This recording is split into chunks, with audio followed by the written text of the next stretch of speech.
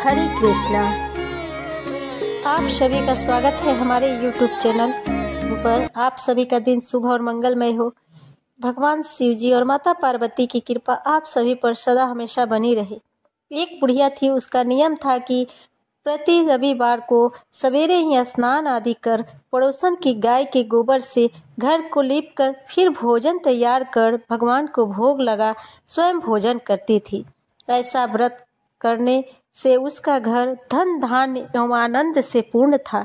इस तरह कुछ दिन बीत जाने पर उसकी पड़ोसन विचार करने लगी कि यह वृद्धा सर्वदा मेरी गौ का गोबर ले जाती है, इसलिए अपनी गौ को घर के भीतर बांधने लग गई।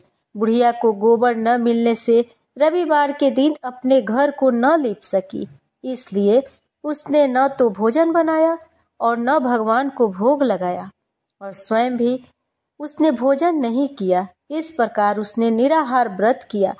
रात्रि हो गई, वह भूखी सो गई। रात्रि में भगवान ने उसे स्वप्न दिया और भोजन न बनाने तथा भोग न लगाने का कारण पूछा।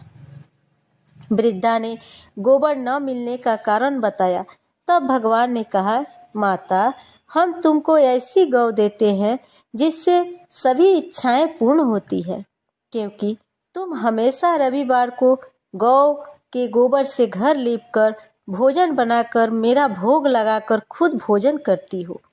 इसमें मैं खुश होकर तुमको यह वरदान देता हूँ तथा अंत समय में मोक्ष देता हूँ। स्वप्न में ऐसा वरदान देकर भगवान तो अंतर ध्यान हो गए और जब वृद्धा की आंख खुली तो वह देखती है कि आंगन में एक अति सुंदर गौ और बछड़ा बंधे हुए हैं। वह गौ और बछड़े को देखकर अत्यंत प्रसन्न हुई और उसको घर के बाहर बांध दिया। वही खाने का चारा डाल दिया। जब उसके पड़ोसन ने बुढ़िया के घर के बाहर एक अति सुंदर गौ और बछड़े को देखा तो द्वेष के कारण उसका हृदय जल उठा तथा जब उसने देखा कि गौ ने सोने का गोबर किया है तो वह उस गौ के गोबर ले गई और अपनी गौ का गोबर उसकी जगह पर रख गई। वह नित्य प्रति ऐसा करती रही और सीधी सीधी बुढ़िया को इसकी खबर नहीं होने दी। वह सर्वव्यापी ईश्वर ने सोचा कि चालाक पड़ोसन के कर्म से बुढ़िया ठगी जा रही है। भगवान ने संध्या के समय अपनी माया से बड़े जोर की आंधी चला दी। बुढ़िया ने अंधेरी के भय से अपनी गौ को घर के बाहर से भीतर बांध लिया। प्रातः उठकर जब वृद्धा ने देखा कि गौ ने सोने का गोबर दिया है तो उसकी आश्चर्य की सीमा न रही और वह प्रतिदिन गौ को घर के भीतर बांधने लगी। उधर पड़ोसन ने देखा कि बुढ़िया गौ को घर के भीतर बांधने लगी है तो उसका सोने का गोबर उठाने का दाव नहीं चला, तो वह ईर्ष्या से जल उठी और कुछ उपाय न देखकर उसने उस देश के राजा की सभा में जाकर कहा, महाराज, मेरे पड़ोस में एक वृद्धा के पास ऐसी गौ है जो आप जैसे राजाओं के ही योग्य है। वह नित्य सोने का गोबर देती है। आप उस सोने से प्रजा का पालन करिए। वह वृद्धा इतने सोने क्या करेगी। राजा ने यह बात सुन अपने दूतों को वृद्धा के घर से गौ लाने की आज्ञा दी। वृद्धा प्रातः काल उठा, ईश्वर का भोग लगा, भोजन ग्रहण करने ही जा रही थी कि राजा के कर्मचारी गौ खोल कर ले गए। वृद्धा काफी रोई चिल्लाई, किंतु कर्मचारियों के समक्ष कोई क्या कहता। उस दिन वृद्धा गौ के वियोग में भोजन न कर सकी और रात भर रो रो कर ईश्वर से गौ को पुनः पाने के लिए प्रार्थना करती रही। उधर राजा गौ को देखकर बहुत प्रसन्न हुआ, लेकिन सुबह जैसे ही वह उठा सारा महल गोबर के भरा दिखाई देने लगा। राजा यह देखकर घबरा गया। भगवान ने रात्रि में राजा को स्वप्न में कहा कि राजा, गाय वृद्धा को लौटाने में ही तेरा भला है। उसके रविवार के व्रत से प्रसन्न होकर मैंने उसे गाय दी थी। प्रातः होते ही राजा ने वृद्धा को बुलाकर बहुत से धन के साथ सम्मान सहित गौ बछड़ा लौटा दिया। उसकी पड़ोसन दुष्ट बुढ़िया को बुलाकर उचित दंड दिया। इतना करने के बाद राजा के महल से गंदगी दूर हुई।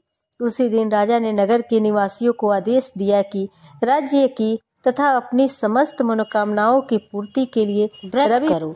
व्रत करने से नगर के लोग सुखी जीवन व्यतीत करने लगे। कोई भी बीमारी तथा प्रकृति का प्रकोप आइए हम लोग जानते हैं नहीं होता था। सारी प्रजा सुख से रहने लगी। कार्य है जो हमें नहीं करना चाहिए। नंबर 1, इस दिन पश्चिम और वायव्य दिशा में यात्रा न करें। इन दिशाओं में यात्रा करना जरूरी हो तो रविवार को दलिया, घी या पान खाकर या इससे पहले 5 कदम पीछे चलकर ही इस दिशा में जाएं, क्योंकि इस दिन खासकर पश्चिम दिशा शूल रहता है। नंबर 2, रविवार को तांबे से निर्मित चीजों को बेचने से बचना चाहिए। तांबे के अलावा सूर्य से संबंधित अन्य धातु या वस्तुएं भी ना बेचें। नंबर 3, इस दिन नीले, काले, कथई और ग्रे कलर के कपड़े नहीं पहनना चाहिए। काले या नीले से मिलते जुलते कपड़े भी ना पहने। नंबर 4, रविवार को नमक नहीं खाना चाहिए। इससे स्वास्थ्य पर असर पड़ता है और हर कार्य में बाधा आती है। खासकर सूर्यास्त के बाद तो नमक खाना ही नहीं चाहिए। नंबर 5, रविवार को दिन में सहवास करना और इस दिन मांस और मदिरा का सेवन नहीं करना चाहिए। इस दिन शनि से संबंधित पदार्थों का सेवन नहीं करना चाहिए। नंबर 6, रविवार को ही बाल कटाते हैं, परंतु मान्यता है कि इस दिन बाल कटाने से सूर्य कमजोर होता है। नंबर 7, इस दिन तेल मालिश भी नहीं करते हैं, क्योंकि यह सूर्य का दिन है। तेल शनि का होता है। अब हम लोग सूर्य चालीसा और सूर्य भगवान की आरती को सुनेंगे। संत शरण पद कंजयुत मही धरी नवाय, सूरज चालीसा लिखूं मौका हो है साय। जयति जयति सूरज भगवाना, तब महिमा श्रुति वेद बखान। सब सुख खानी भक्ति तब स्वामी, प्रंतारति उर अंतर्यामी। अद्भुत ज्योति कला छवि भारी, 3 लोक से शोभा न्यारी। जुग सहस्त्र जो जन परवासा, अतुल तेज बल बतुल प्रकाशा। कुंडल ललित हार गल राजे, शोभा निरखी मदन मन लाजे। श्वेत पद्म अरु चक्र हिम धारे, सकल जीव के तुम रखवारे। उदय भये त्रिभुवन तुम आगे, तजी जिद्रा सब जीव वहीं जागे। नित्य कर्म सब लोगन करहीं, निज निज धर्म कर्म अनुसरहीं। कहीं वेद तव 12 नामा, अखिल लोक सब पूरन कामा। रवि आदित्य दिनेश दिवाकर, हरत सकल श्रम जीव चराचर। उच्च है सर्वस नाम है राजे, जेहि कीर्तन अतुलित द्युति छाजय। वेगवान वाहन तब नाथा, ब्रह्मन करे नित्य प्रभु के पासा। अजर अमर जीते नहीं कोई, सिंधु मथे उत्पत्ति भई सोई। तब सुअकर्ण महाबलवाना, समर जीते अगणित भटनाना। तेहि सम नहीं जग में को दानी, जासु कीर्ति सब जगत बखानी। कश्यप पुत्र गरुण को भाई, अरुण नाम सारथी कहाई। समय पाई जब राहु ग्रासै, त्रिभुवन में तब तुम अतिभासै। ग्रहण पर्व पंडित सब कहीं, मोक्ष हेतु साधन नर करहीं। स्नान दान और व्रत उचारा, करहीं यत्न जेहि हो उधारा। यही कर महिमा वेद पुराना, विविध भांति सब ग्रंथ बखाना।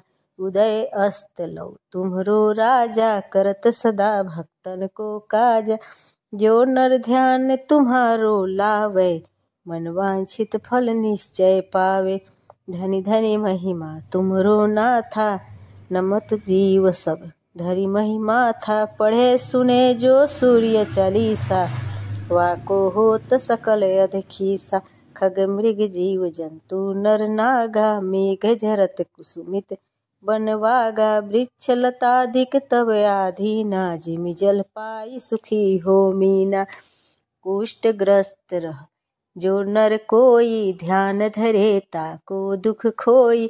लवण सहित व्रत रवि को करहीं, वाको दुख पावक महजरहीं। उमे शयन प्रभु पद चित लावे, बरस एक यही भांति बितावे।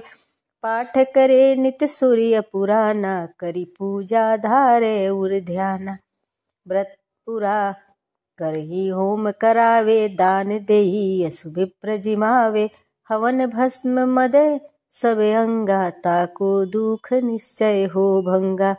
मधुआ मिश्र विदीन पाना, रोगी सात जनत पर माना। जन्म जन्म मह दुख पावे, रौ रौ नरक अंत में जावे। तेल मांस मधु नारी जो, त्यागहि वाको दुख व्याधि। सब भागहि पाठ करे, ग्रह पीड़ा नासे। मोक्ष ज्ञान बहुविधि उद्भासे। पूजन बंध्या करे जो कोई, पुत्रवती निश्चय सो होई। नेत्रहीन जो प्रभु चित लावहि, दिव्य दृष्टि निश्चय सो। तो दोस्तों, अगर आप लोगों को जानकारी अच्छी लगी हो तो वीडियो को लाइक, सब्सक्राइब, शेयर अवश्य करें।